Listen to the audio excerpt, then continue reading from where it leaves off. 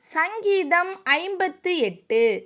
தான் கெட்டுப்போகாதபடிக்கு அல்தஷ்கேத் என்னும் வாத்தியத்தில் வாசிக்க தாவீது பாடி ராக தலைவனுக்கு ஒப்புவித்த மிக்தாம் என்னும் சங்கீதம்.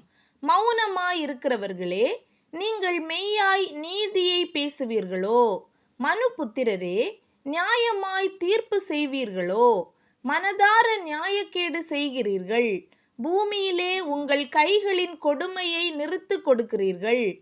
துன்மார்க்கர் கர்ப்பத்தில் உற்பவித்தது முதல் பேதலிக்கிறார்கள்.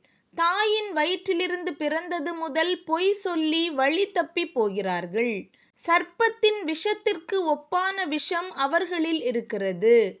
பாம்பாட்டிகள் வினோதமாய் ஊதினாலும் அவர்கள் ஊதும் சத்தத்திற்கு செவிகொடாதபடிக்கு தன் காதை அடைக்கிற செவிட்டு விரியனைப் போல் இருக்கிறார்கள். தேவனே, அவர்கள் வாயிலுள்ள பற்களை தகர்த்து போடும்.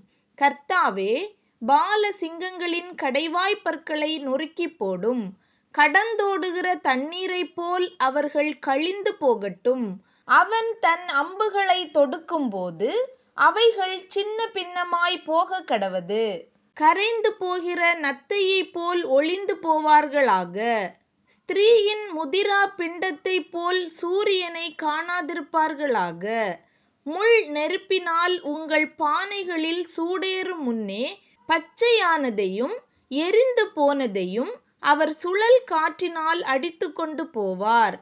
பழி வாங்குதலை நீதிமான் காணும்போது மகிழுவான். அவன் தன் பாதங்களை துன்மார்க்கனுடைய இரத்தத்திலே கழுவுவான். அப்பொழுது மெய்யாய் நீதிமானுக்கு பலன் உண்டென்றும் மெய்யாய் பூமியிலே நியாயஞ்செய்கிற தேவன் உண்டென்றும் மனுஷன் சொல்லுவான்.